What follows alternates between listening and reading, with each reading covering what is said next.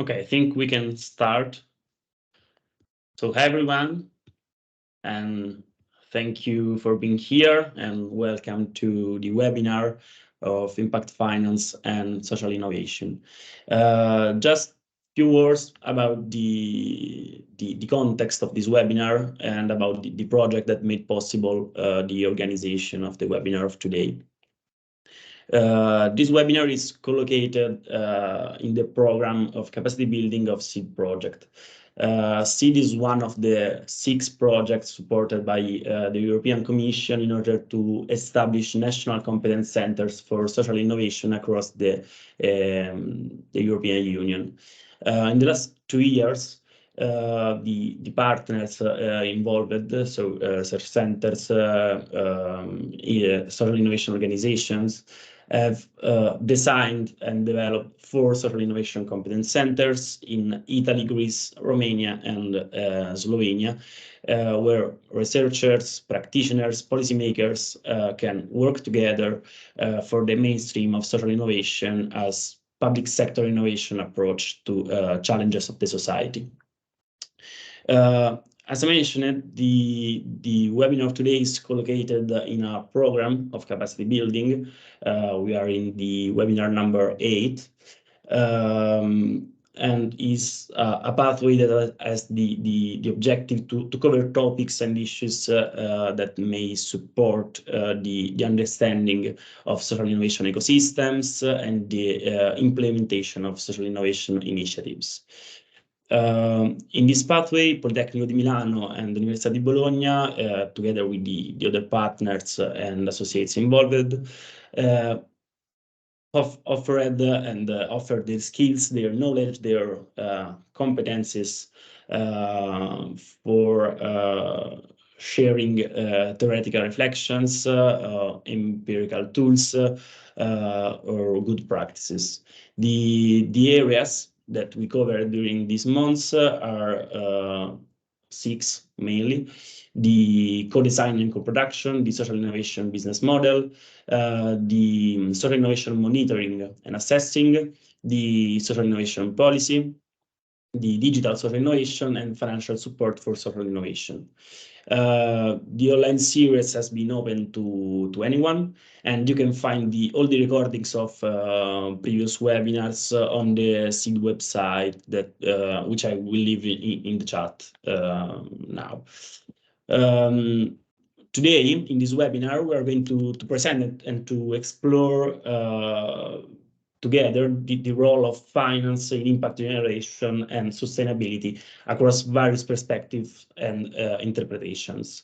In particular, we are going to analyze and illustrate the pillars of impact finance, the regulatory aspects involving actors within the finance world, the various strategic approaches of finance, the context of application, and also some examples of financial instruments.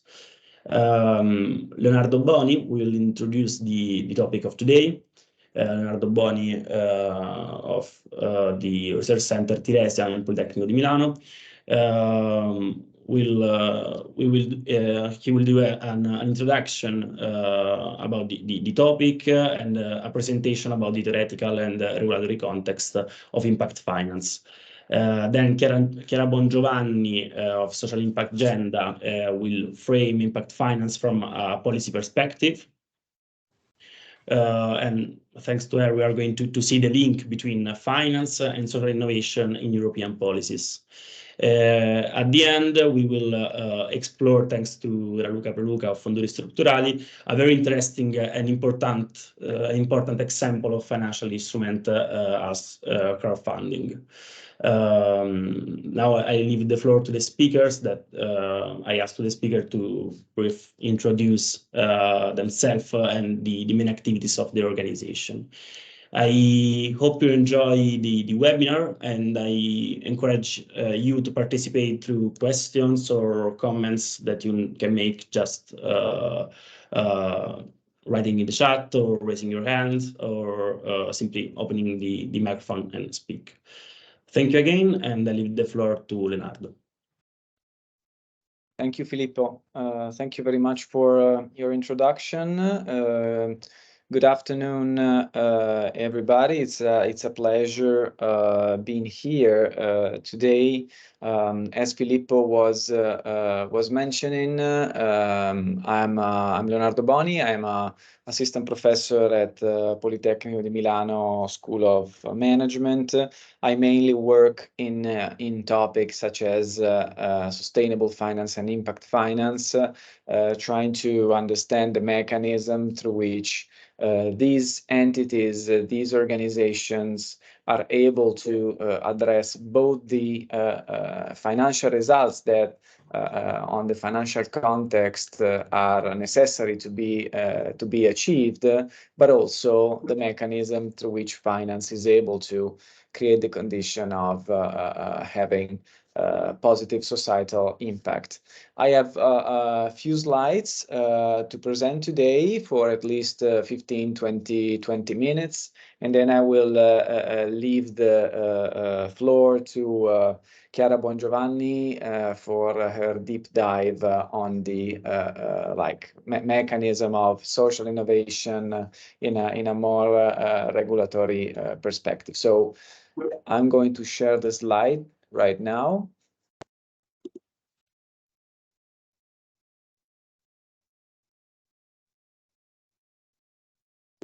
Just a few minutes.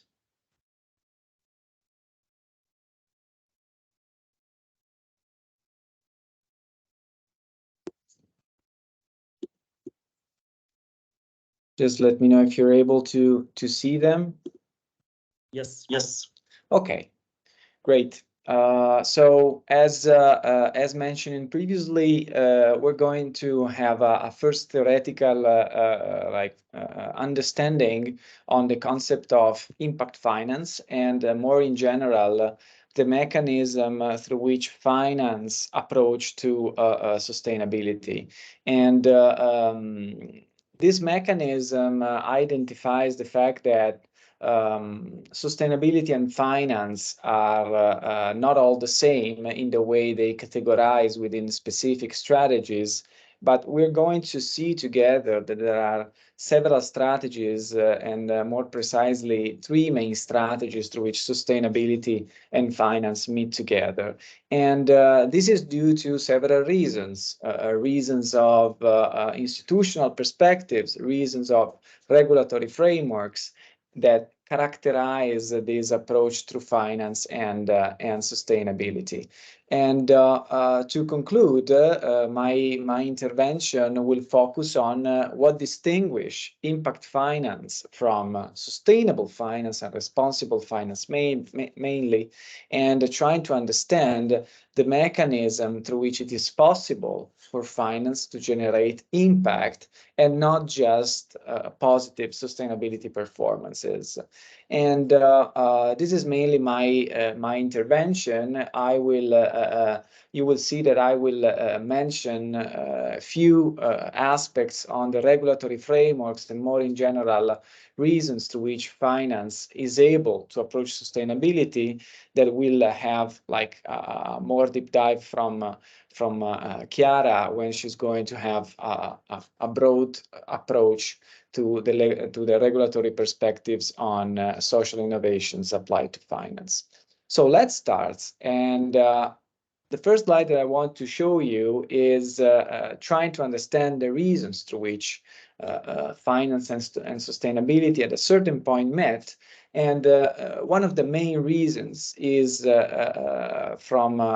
is due to an institutional perspective, a pure macroeconomic dynamic that make like traditional actors in the public sector, for example, and on the NGOs and non-profit perspectives, should have been those in charge to address the grand societal challenges. So in this linear dynamic of addressing grand societal challenges, such as hunger, climate, renewable energies, and poverty, the traditional economic system identified specific linear actors that have interest in the public utilities, in the public like intervention and on the public goodwill.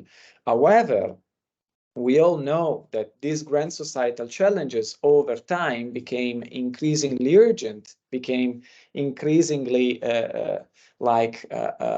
dramatic in the way they affected the society and the environment at large.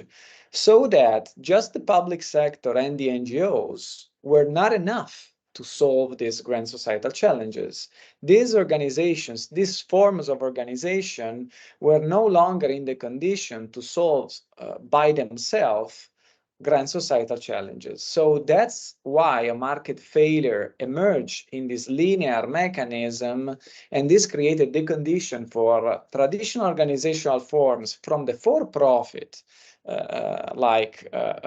category entering into this type of market for grand societal challenges and found themselves a good condition for having a niche approach, having their approach to solving this type of grand societal challenges, or at least contributing to pursuing a net worth benefit from a social impact standpoint. So from a macroeconomic point of view, to make a recap, traditional for-profit organizations, such as, for example, investment funds or banks or companies involved in finance, found themselves an opportunity to match the achievement of financial rewards and the generation of societal impact.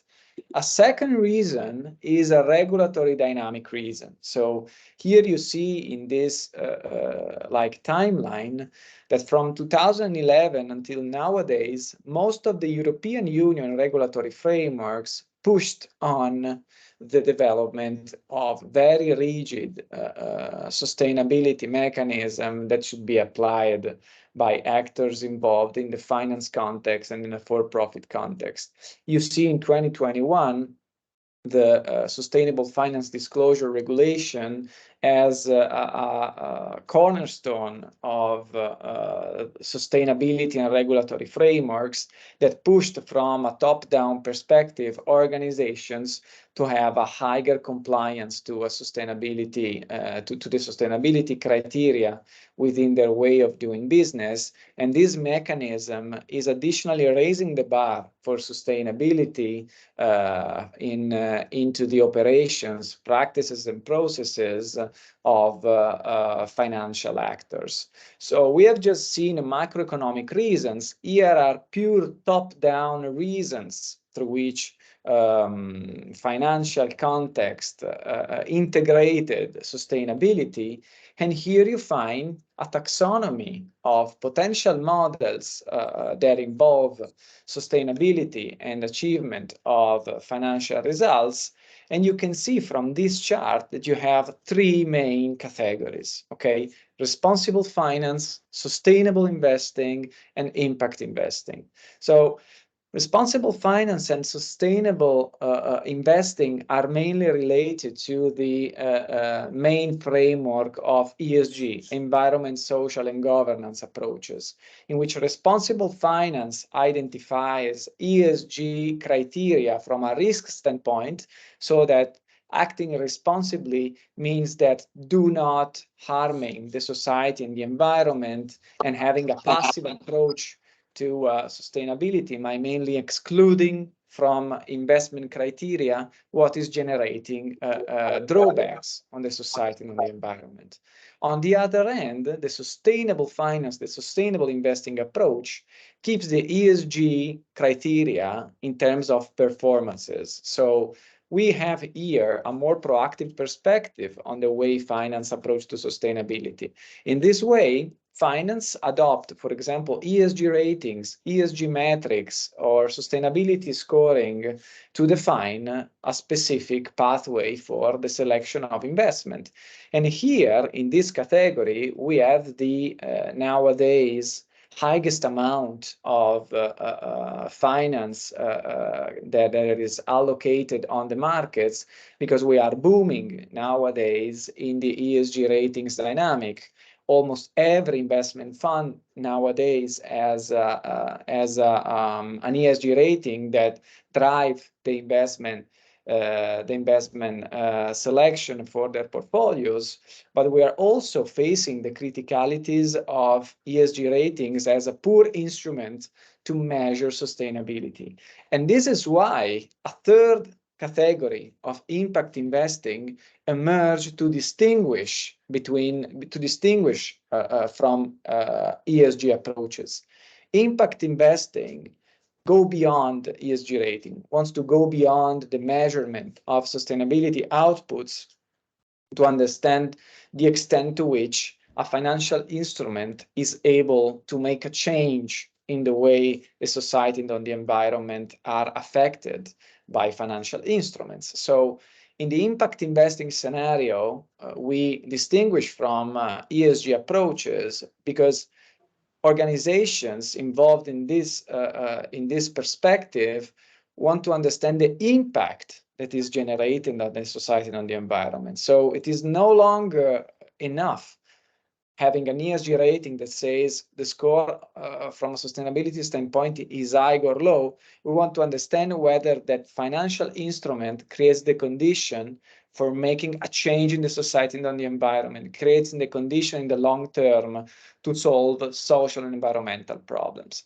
And here you see on the extremely right hand of the slides, three potential instruments of social for the generation of social impact that financial actors used to adopt: social impact funds from an equity standpoint, social impact bonds from a debt standpoint, and schemes of outcome contracting in which mechanisms of public-private partnership are engaged in the generation of social impact.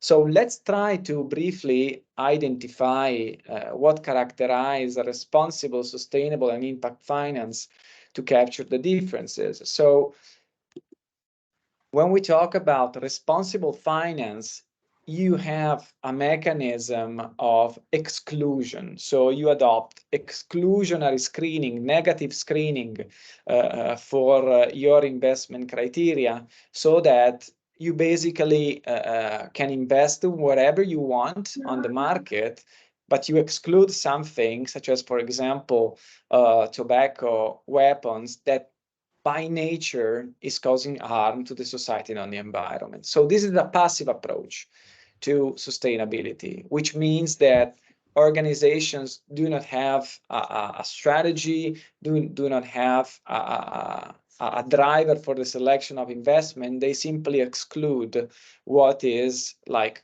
causing harm from an ex-ante standpoint. And this mechanism is good for investment funds because they help mitigating reputational risk that may occur, for example, on the market, if they invest in something that is not ethical or not considered as like socially responsible from the general audience.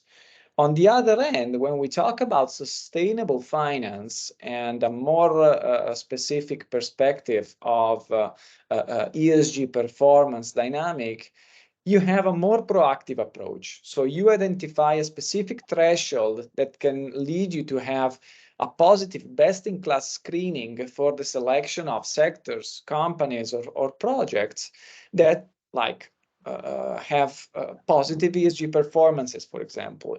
So the fundamental step for this categorization is to identify a metric, an ESG rating, a scale through which understanding the extent to which my companies in the portfolios perform high or low in terms of sustainability.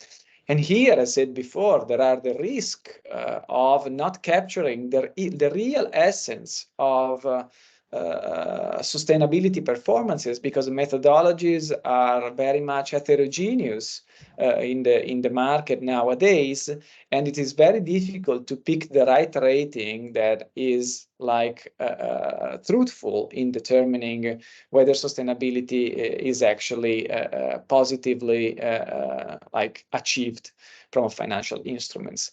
Then there are other types of approaches that are based on norm-based screening. So you go distant from ESG rating and you select companies depending on whether they make some kind of action in line with international human rights norms or social norms that should be considered from a corporate standpoint. Or they may select investment from specific teams that are native of sustainability, like positive impact generations, just for example, social housing, green technologies, sustainable agriculture. These are sectors through which sustainable investments can like narrowing down their investment strategies in order not to having approaches that go towards what cause harm, but here it is a driver of selection of investment, so it's a proactive approach. When we talk about impact finance, we distance from this perspective because investors adopt these three main pillars to drive their investment like selections.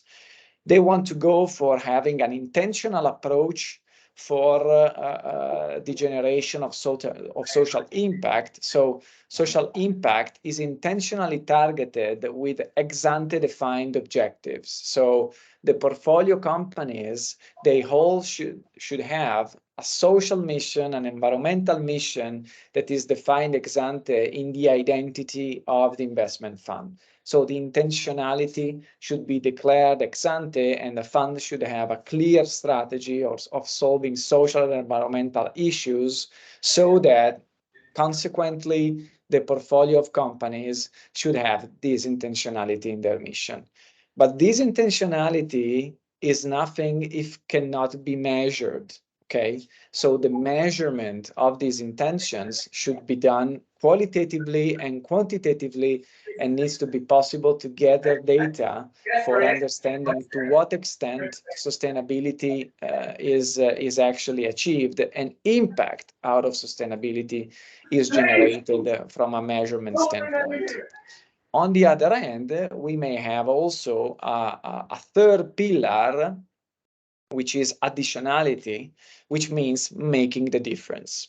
Impact investors, actors in impact finance, should make the difference and should identify those contexts, those sectors, those like situations in which the intervention of funds like captures, for example, on market failures, capture a specific dynamic in which other actors previously failed to generate positive changes. So here is the challenge that impact investors wants to achieve when they select their investments and they adopt their investment strategy.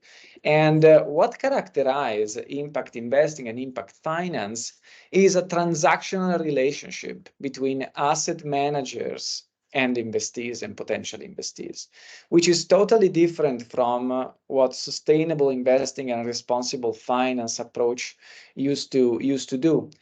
Impact finance has a pure active ownership dynamic with respect to the management of the portfolio. And asset managers enter into transactional relationship with the investee, in which they negotiate economic objective and social impact objective, making social impact a currency such as the economic part of the exchanges.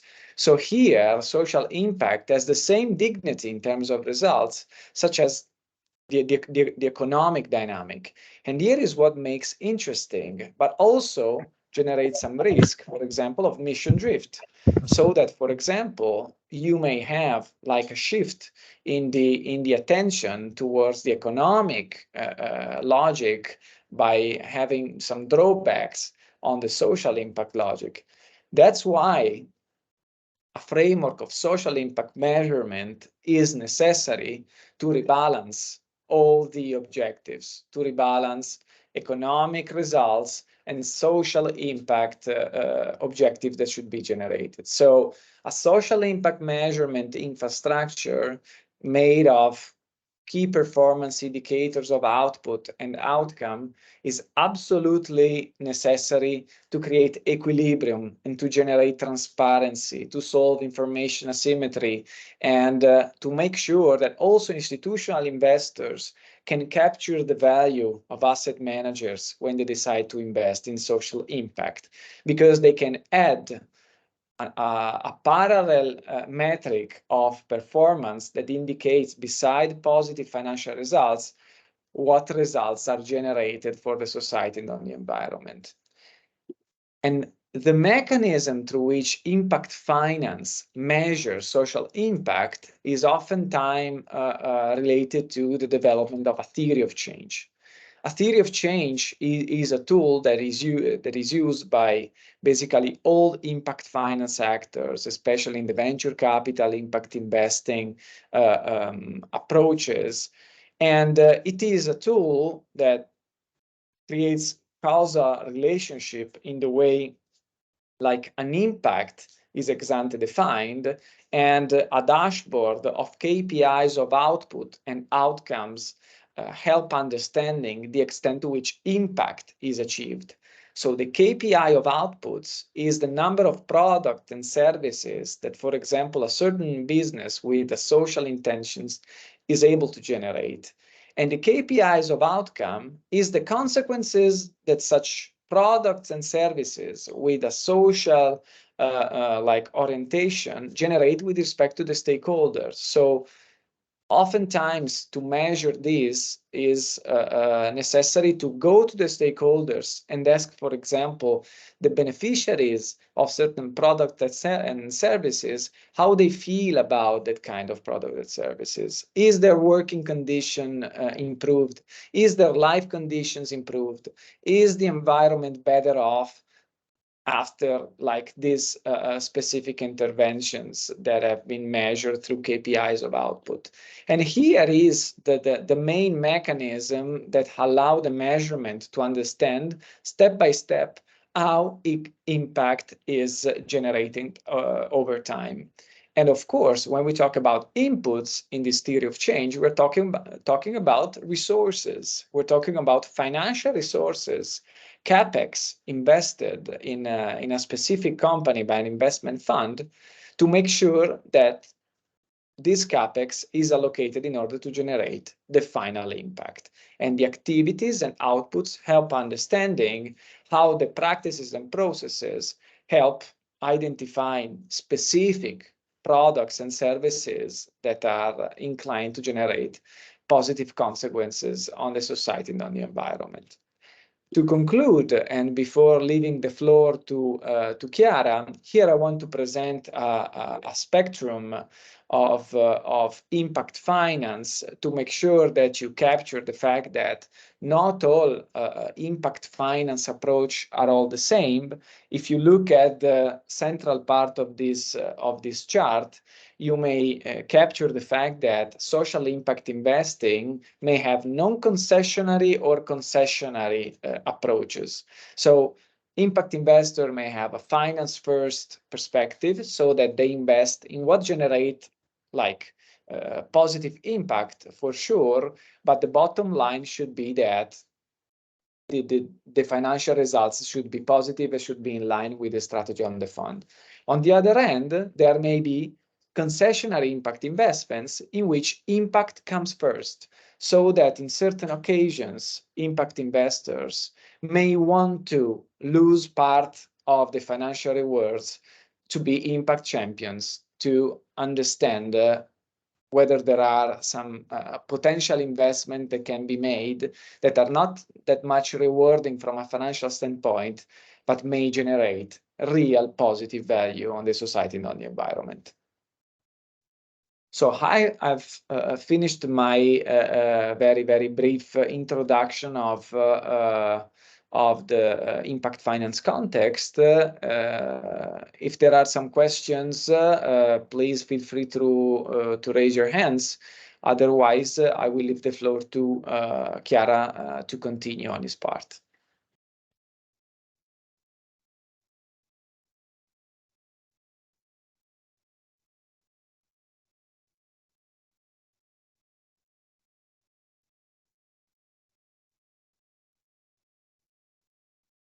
Well, thank you, Filippo. I don't know, should I go or should we wait for a while? Okay. Yes, please, Chiara. Then if someone wants to do question, just text on the chat without problems. Okay, so thank you, Leonardo, for introducing me and for your very interesting presentation. Welcome, everyone. I'm Chiara Buongiovanni. I am an advocacy officer in SIA, and I will try to share with you some insights on how and if impact investing is actually at some point meeting social innovation within the European policies.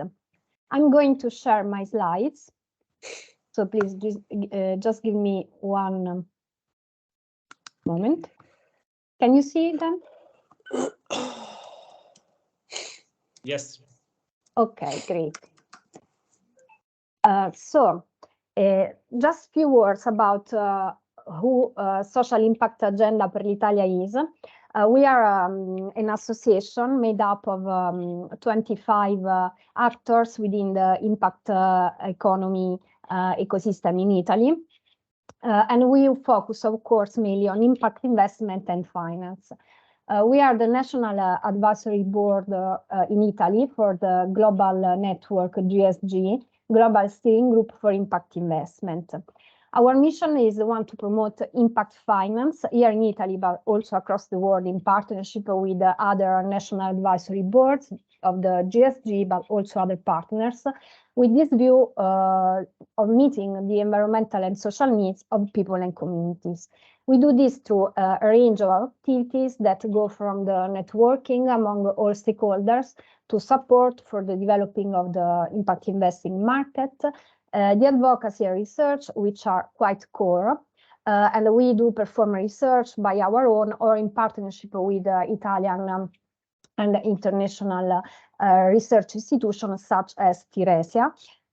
We are quite often partnering with, and we do perform communication and awareness building campaigns on the topics of impact investing.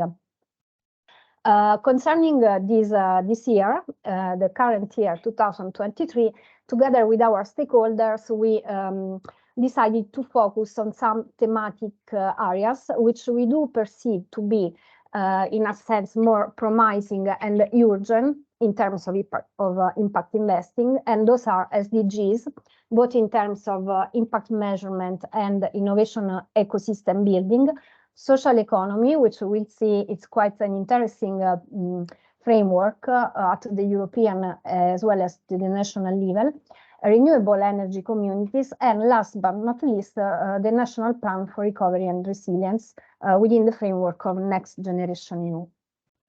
So today we are trying to investigate a bit the link between social innovation and impact finance that Leonardo described us very well in the framework of European policies. What is interesting is that one could think that the link is quite immediate and given for granted. Actually, as we'll see, it's not. It's something that it's in the process of being built, and we all probably have our, let's say, task and our opportunity to develop a part of it. So just to start with the spoiler, the link between social innovation and impact finance lays in the social impact part. That is really what conceptually and even practically can link the social innovation to the impact finance. We will end up to have a kind of open playground where to test, to experiment, and to work on social innovation together with impact finance rather than a precise map. And we'll see that this kind of approach is actually working as a kind of cross-cutting approach that can be implemented through policies and programs in the larger framework of the digital and green transition in Europe. So just a few words about what we are talking about. I'm not going in depth of social innovation framework and definitions because I guess that many among you work on this since a long time and probably know even better than I do. But what is interesting, and it's important to remind us, is that social innovation is linked to impact, but not because it's social, meaning that what makes social innovation social is not impact per se, because of course all kind of innovation is by its very nature characterized and defined by the impact that it generates. And even all the ingredients and the enabling factors, meaning the law, the policy, the society, the environment, communities, economics, and even finance, are of course enabling factors of any kind of innovation. What makes social innovation defined as social is properly the social impact perspective that was already mentioned by Leonardo in the framework of finance, and that still work when we talk about innovation. Meaning that for European Commission, social innovation is that kind of innovation that is able to transform funds into value, social value, that can be social impact in terms of all the spectrum, no? Going from culture, to environment, to welfare, to training, and that we more generally call social impact. So social innovation, as we all know, is defined by this social identity quite strongly, going from the solution to social needs, building up social relationships in order to reach out social impact. What is interesting is that from the very first definition that we had back in 2011, I know that all people that, as I have been doing, have been working with social innovation, of course, consider this a kind of, let's say, Bible, quite vintage publication from the European Commission, where social innovation was presented as a kind of bottom-up approach, quite experimenting in local communities that brought to attention this kind of definition. Social innovation are new ideas that meet social needs, create social relation, and form new collaboration. And that can be products, services, or models addressing unmet needs more effectively. By this definition, impact finance could be a social innovation by itself. But what is very interesting in a more mature shape of social innovation is that social innovation is not just about ideas, models, products, and service. It's something much more broader and extensive in its effect, because social innovation in the European policy framework is an approach that is able and is asked to somehow impact on any kind of policy and in any steps of policy making. If you just take a look at the bold words, you see that here is something quite extensive, meaning that social innovation is going to really change the way we think about any kind of policies, not just the welfare policies, because it has to do with engaging, empower, enhancing, and making the society really act as a system changer, not just as beneficiaries.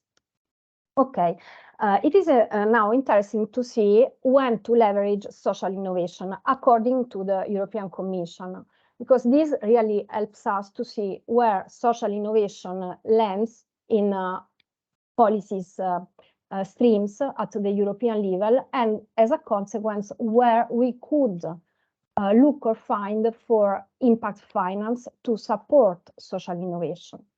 Good news is that we can leverage on social innovation most of the time, because most innovation are socio-technical and, as said, has an impact on the society.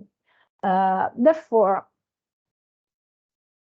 social innovation, as already and firstly identified by the then Commissioner for Research and Innovation, it's not something that the European Commission consider as trendy, something interesting to study and to look at, but actually for the European Commission, the future of innovation is about social innovation. And here we were in 2018.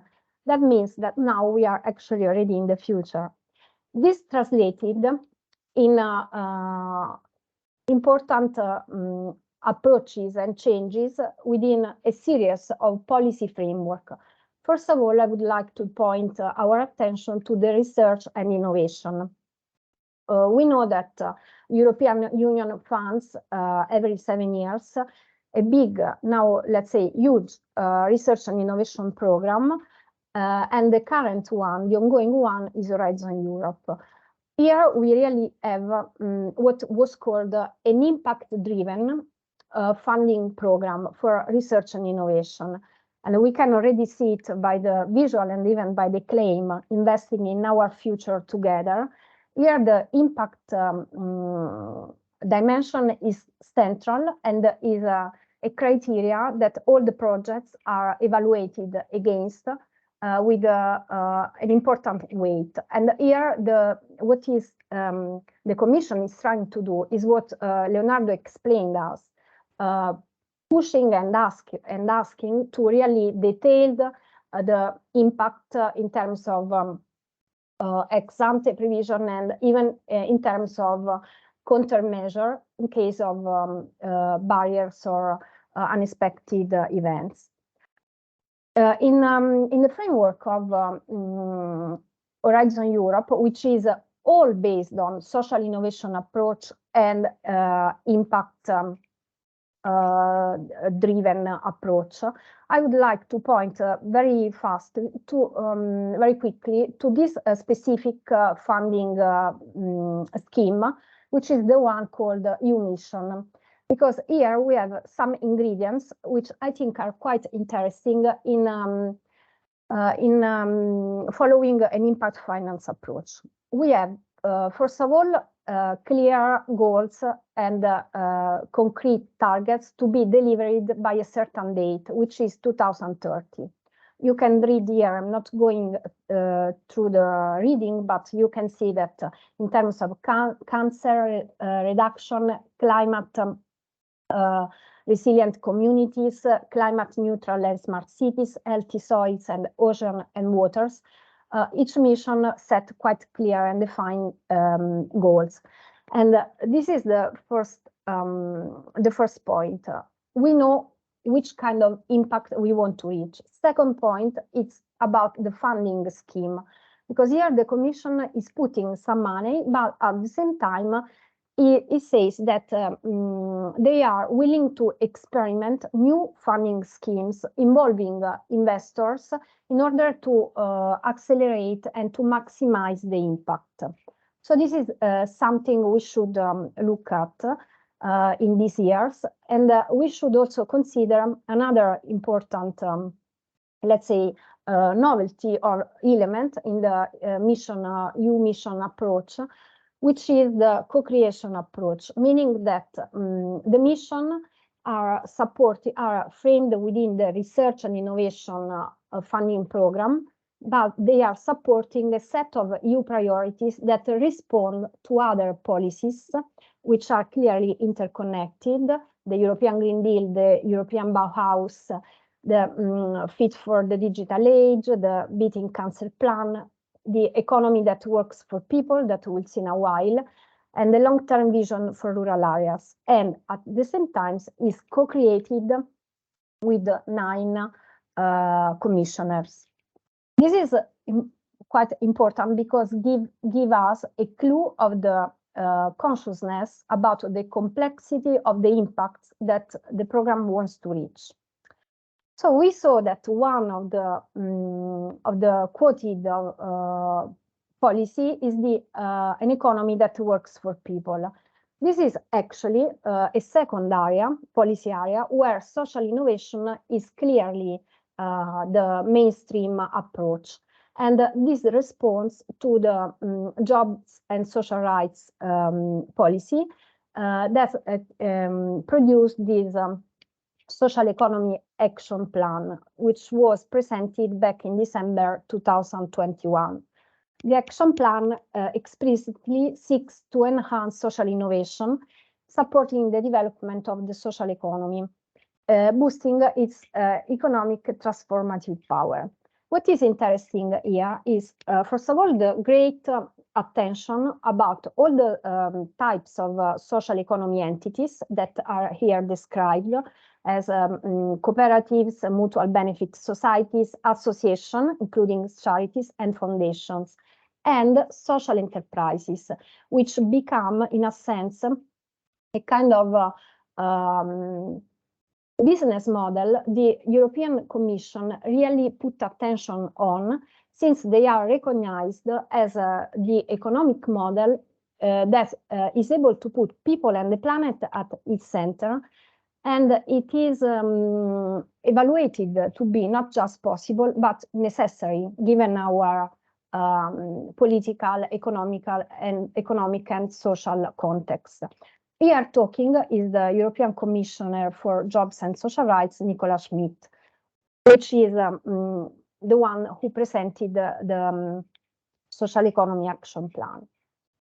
So social enterprises are defined as the engine for social innovation, and the time we are living is identified as the time for social entrepreneurship and social innovation to reach its full potential.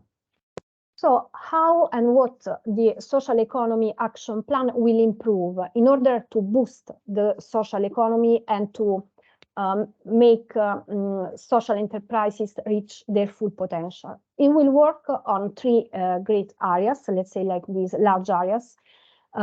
Support the business environment through policy, legal frameworks, taxations, certification systems, public procurement, and state aid. We'll work on awareness and recognition, boosting the visibility and working on the issue of data, quality and availability. And last but not least, we'll work on improving the access to funding for the social economy.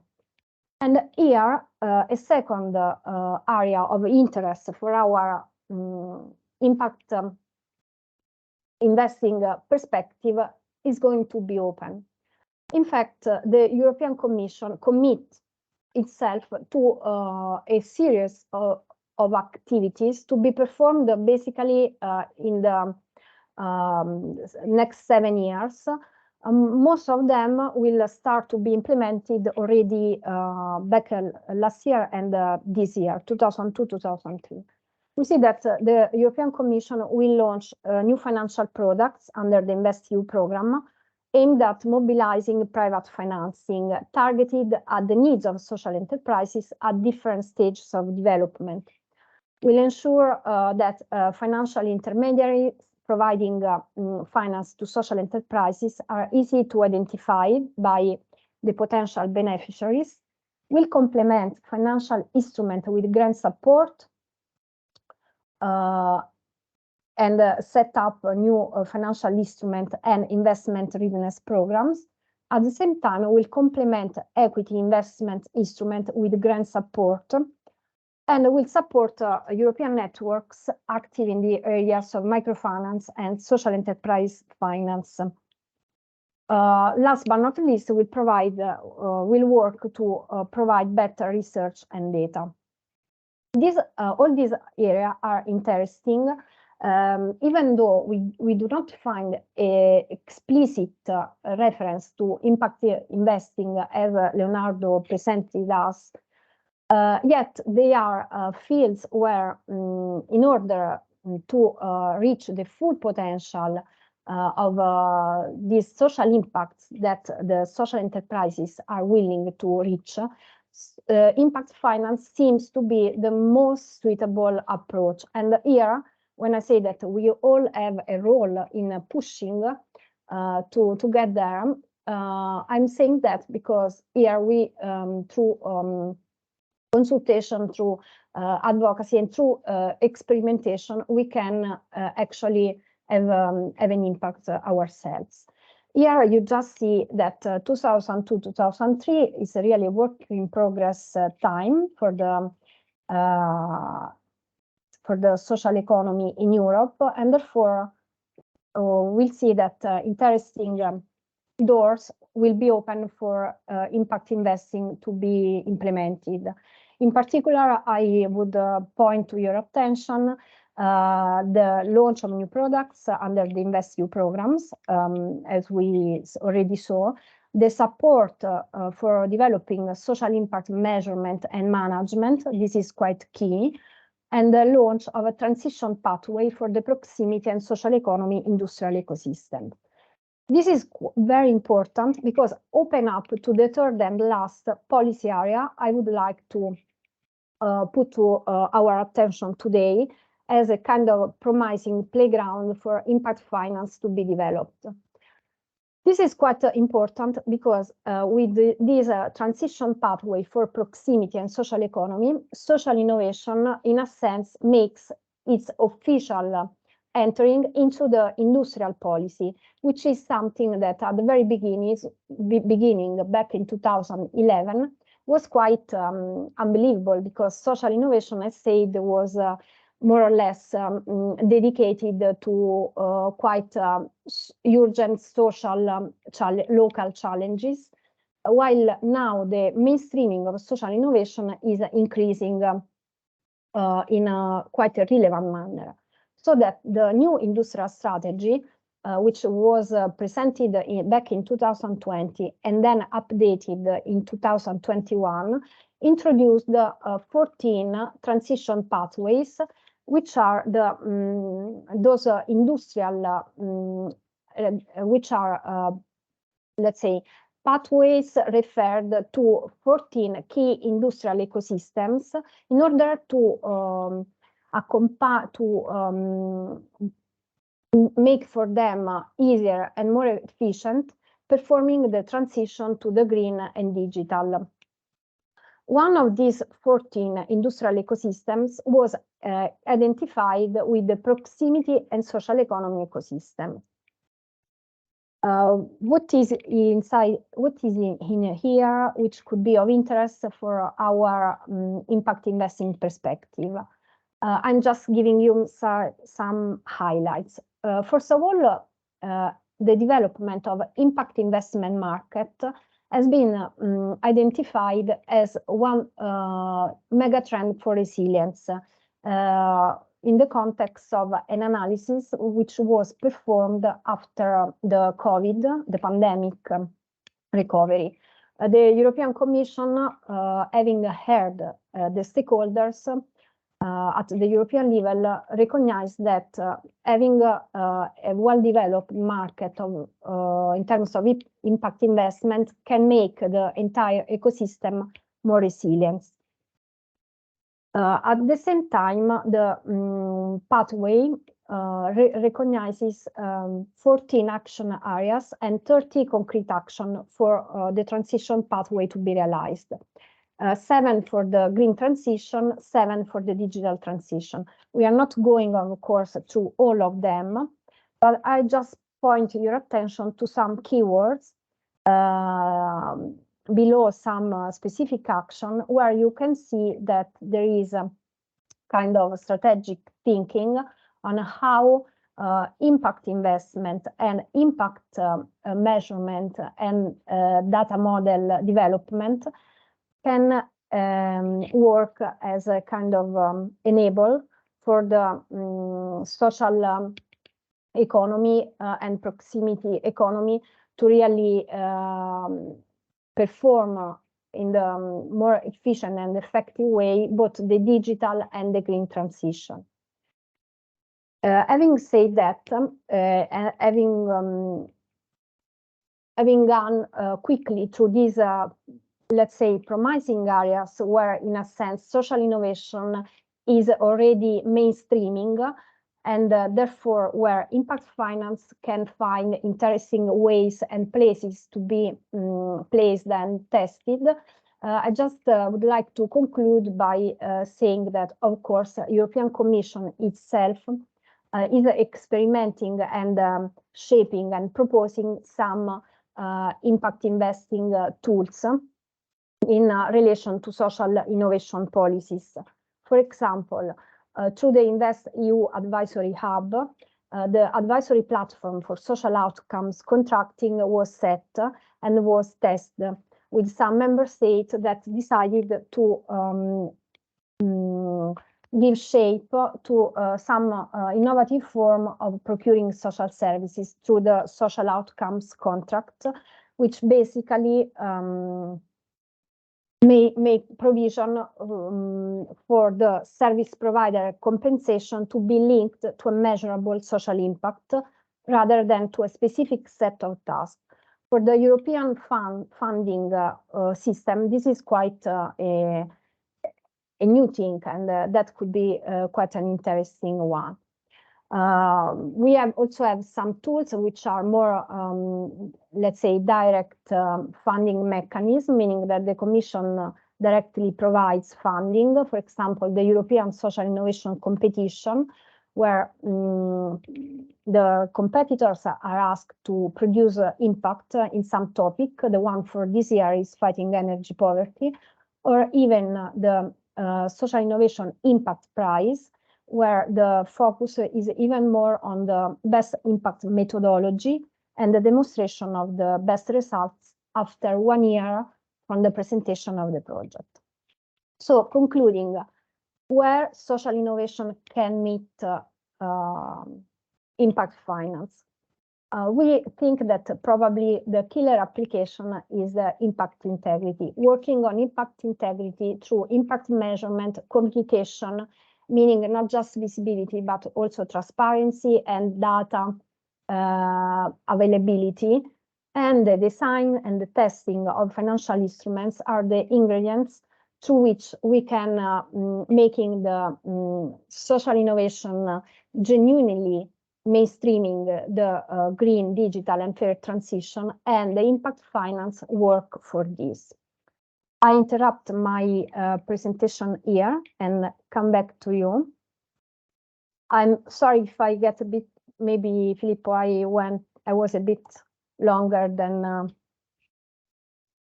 what we agreed upon, so sorry for this. And I do stay available for any question or comments. I see that Bianca maybe has a question. Yes, my question refers to whether the slides are available. Yes, I guess so, Filippo, right? They will be available. Thank you. Okay, thank you to you.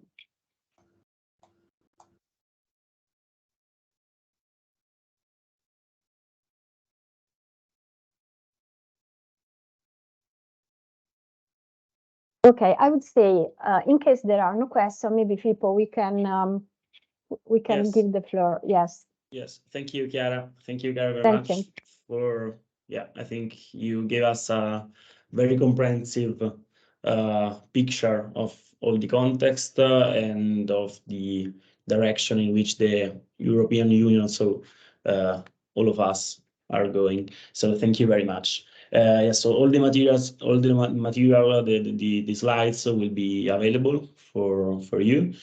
And if there are not questions, I leave the floor to Raluca that present us a crowdfunding as a very important financial instrument. So Raluca, please, floor is yours. Sure. Hello, everyone. Thank you very much for being here. Very excited. I'm just, okay, now I'm sharing the screen. If you can just confirm that you can see it and... Yes, we do. Great. Awesome.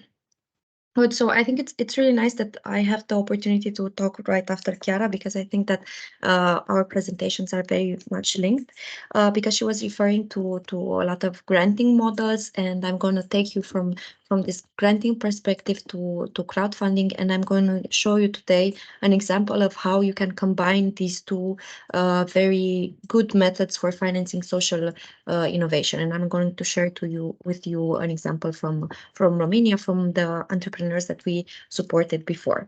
So hi everyone, I'm Raluca Preluca. I'm partner and senior consultant at Fonduri-Structurale.ro.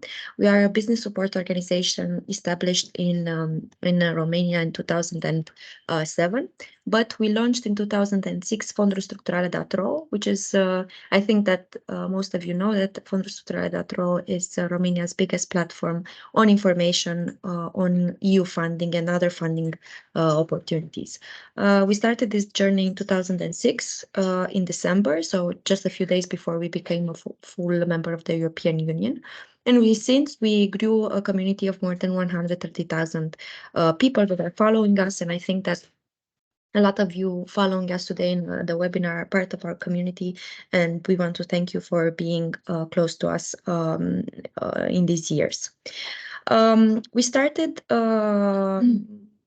writing projects and supporting social entrepreneurs in Romania in about 2014, so just at the beginning of the new financial period. And we've been supporting and designing support programs for social entrepreneurs in Romania ever since. We've been working in both projects with European Social Fund support that is managed by Romania, but also we've been supported in our projects by the European Commission through the EASY program to deliver incubation programs for social entrepreneurs in Romania. Working with social enterprises in one of our acceleration programs in 2020, right after the COVID pandemic hit, we realized that the support that we were giving in these accelerators with EU funds and grants to social entrepreneurs are not enough to support their cash flow and their delivering of impact into their communities. And what we did, we created this new instrument, alternative finance mechanism through Consolidate, which is Romania's main crowdfunding platform for social enterprises and the creative industries. So we wanted to give them the opportunity to have this platform through which they can activate their community, and more important than the actual funds, validate new products and services that they would be basically piloting for their communities, and this helped a lot. Since then, we've been developing crowdfunding campaigns with campaign initiators from Romania, but starting this year, we were going to do that also for the Italian ecosystem. So it's really nice that we have this opportunity to share this with you at this point. And yes, we will be continuing to support you through the campaigns. And I'm going to give a brief overview of the pros and cons of doing crowdfunding campaigns and also combining them with grants in a few moments. As I mentioned before, we got support from the European Commission to develop in Romania the Social Finance Alliance for Romania. This was a project through which we also supported 20 social innovators in Romania basically develop their ideas with support from partners throughout Europe, from Spain, from the Netherlands, and also from Austria. And we also became in 2021, together with our partners from Italy, Greece, and Slovenia, we become the National Competence Center for Social Innovation, and we've been doing support activities in this area. We also became the national contact point for the EASY strand within the European Social Fund. So right now we created a separate portal from ours through which we only publish the calls that are aimed at social innovators. And I'm going to share the website with you in the chat in a few moments. And this one is just in Romanian, so it's just for the people that understand Romania. So you know. We through our projects, we got to the conclusion that we have to do more in order to build a more mature pipeline of social innovators that we can support through funding programs, including through crowdfunding. And this is why we are focusing, starting last year, on festival promoting sustainability and ideas and solutions for the future in Brașov. It's called Consolidate, and I want to take this opportunity to invite you all to the second edition of the festival, which will take place in September in Brașov, Romania. So for those of you that also want to have a nice holiday in Brașov, you can find us there. Regarding the financing, and as Leonardo mentioned before, there are a lot of types of financing opportunities out there. For a social innovation, sometimes we see that the classical funding scheme for startups also applies, because most of you social innovators, I think you started with bootstrapping your idea and then basically building on it and going into other financial aids such as friends and family and other fools. But then you definitely went to other types of financing opportunities such as grants. We know that, as Chiara mentioned, that there are a lot of granting opportunities for social innovators and scaling social innovations throughout Europe. And we also have this at national level, and we will continue to have this as a member state in the new financial period. So basically starting next year, we will see calls for social innovation. Also, I know that each member state has to have a dedicated priority that will finance social innovation in each country. This is to be decided by the National Managing Authority, which we are supporting to this project, on how these calls will look and how the beneficiaries will have to look in order to receive these funds. But as you can see on the scheme on the screen, you can combine basically the public support through grants with crowdfunding, and I'm going to explain in a little while the 4 types of crowdfunding mechanisms that you can use depending on how mature your social innovation venture is. But it's important to bear in mind that you cannot have only one financing mechanism that to support you. From our point of view, this is impossible, and you will always have to combine different funding opportunities in order for your social innovation to truly scale. So regarding grants, we did this list of pros and cons for social enterprises and social innovations. One of the most important ideas is the fact that they provide early stage funding. So you just have an idea. Sometimes you can have a grant to pilot that and see if it works and see if it gives the results that you envisioned. It's equity free, you don't have to repay this money, so you only have to reach the indicators that you would establish in your project. And usually a grant comes with knowledge support. So through acceleration programs, or you have support from a project officer or for a unit within the managing authority that is doing that. So you have this knowledge support. The cons is that grants are usually mainly focusing on early stage funding. So once you already have a maturity of your idea, you would basically need to move to another instrument and to combine this with another instrument. As we all know, we have specific eligible expenditure, so not all costs that you would need to cover can be reimbursed from the grant. You would have to do a lot of reporting, and you will have to focus a lot on the financial aspects of managing the grant, and maybe the impact can be lost within all this bureaucracy. It's time consuming, and here I'm referring to both the processes of, applying to a grant, waiting to be evaluated, and hoping that you will be financed, and then Also, you would have to be very careful in your reporting. There will be a very strong competition for the grants because a lot of people and a lot of organizations are knowledgeable on how to secure grants. So the strong competition is a con. And usually all grants come with some strings attached. So you'd have to be financially sustainable for a while, or maybe secure some employment for some people for a period of time, or you would have to be legally incorporated, or follow some rules, national rules regarding social enterprises, for example. There are a lot of funds, as mentioned by Chiara before, that finance social innovation, starting with the European Social Fund Plus, the easy strand within it, Horizon Europe, or you can also think about CSR grants from corporates. So the large corporations in each country or in several countries, they all have granting opportunities for organizations that deliver impact in one of their key objectives, such as environment or education or disadvantaged groups. So you can also look for grants in that area. Okay, regarding the crowdfunding, as I mentioned before, we have 4 types of crowdfunding. The first and the most widespread one is donation-based crowdfunding.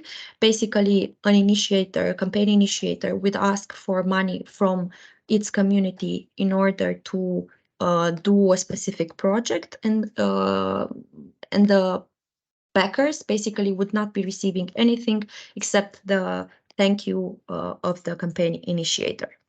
The other types of crowdfunding models include some form of repayment or good or service that is provided to the campaign backer. So the reward-based crowdfunding, basically here, the campaign backer would basically buy in advance through the crowdfunding campaign, would buy a new service or product that the campaign initiator wants to propose to its community. It's very important, and I want to stress this, that for crowdfunding to work, the campaign initiator has to have a good community around it. And I know that social innovators usually rely heavily on communities, as Chiara also mentioned before. Moving from these 2 types of classical crowdfunding, we are moving to crowd investment.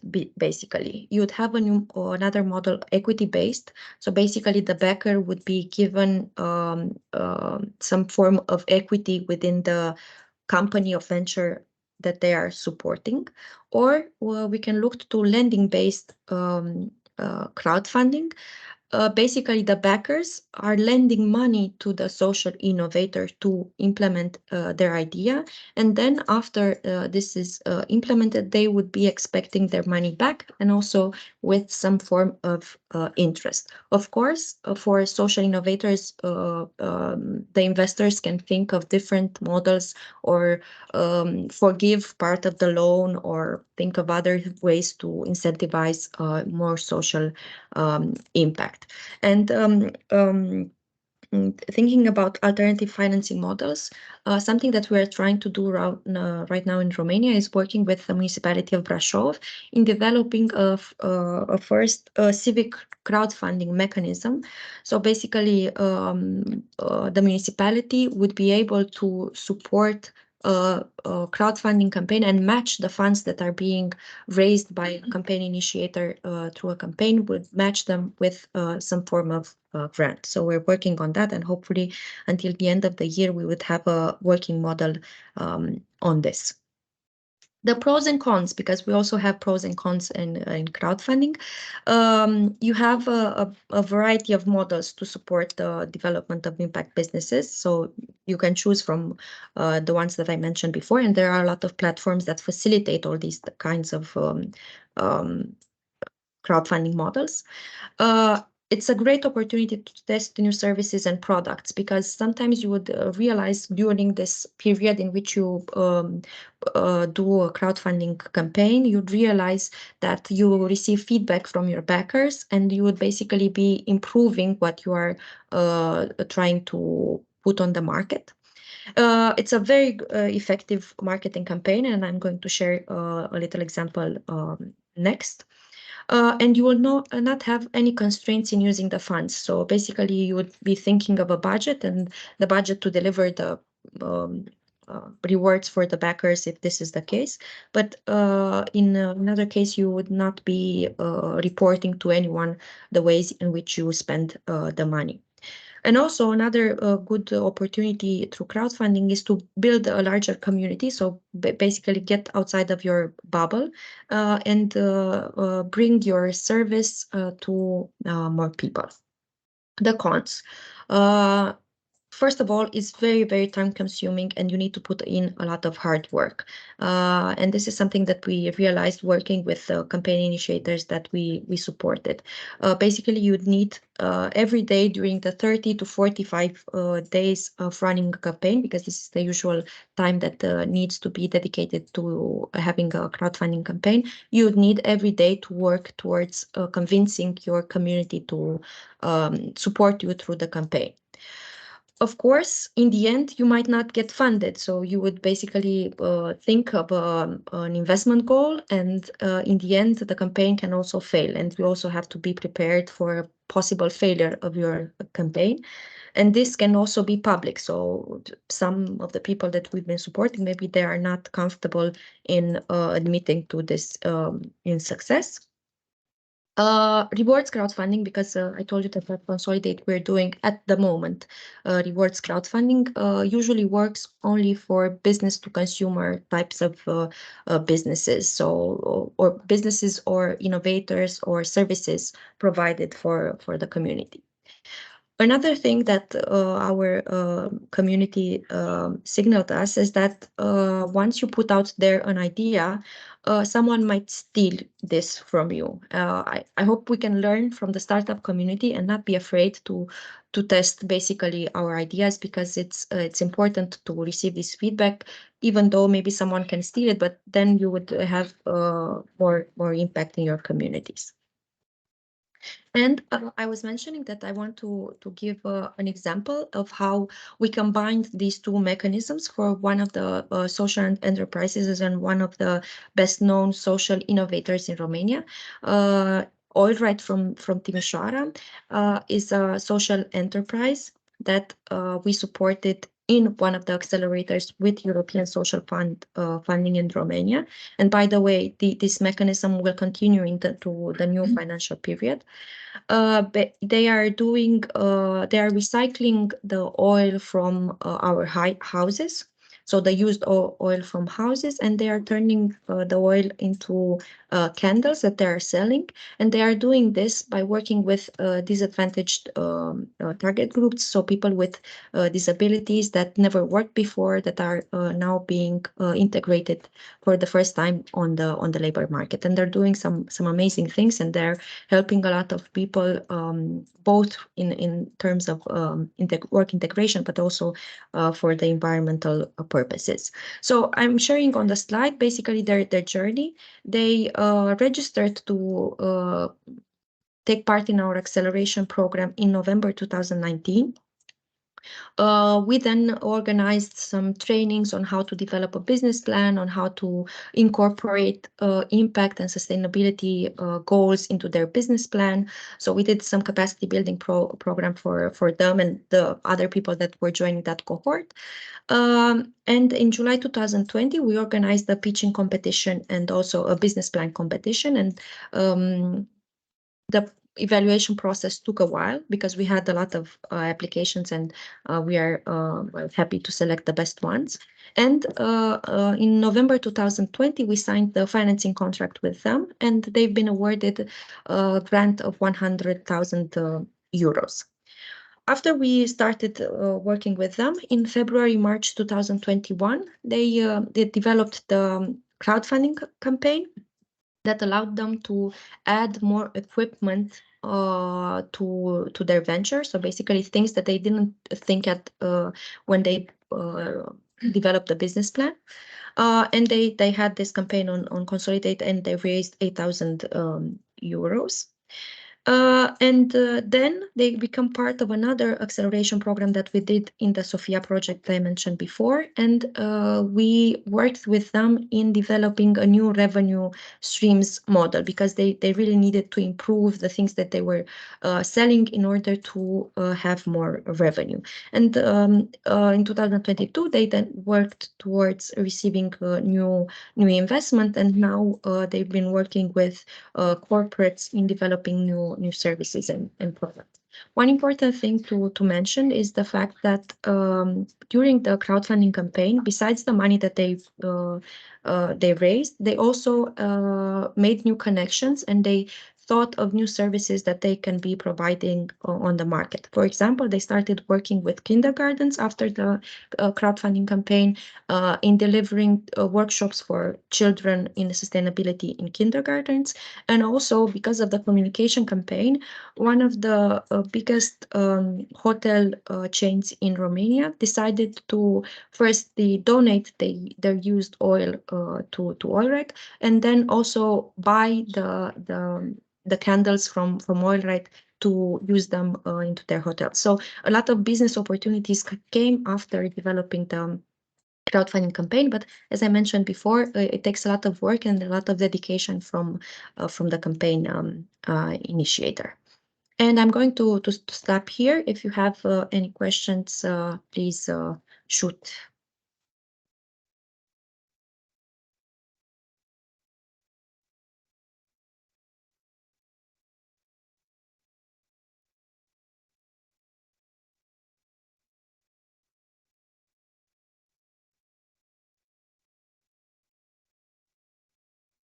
If there is no one, I thanks Luca for her talk, which was very interesting and inspiring. And thanks again also to Chiara and Leonardo for the presentations again. And I would also like to thank all of you for following the webinar. I hope that you enjoyed it. You will find the recording of this webinar on the website. And if you have any curiosity or questions, or if you would like to have the material that you saw today, please send me an email at the address that you find in the chat. Thank you again, and goodbye. Thank you, everyone. Bye-bye. Thank you. Bye. Bye. Bye. Bye-bye. Bye-bye. Thank you. Bye-bye. Bye. Have a nice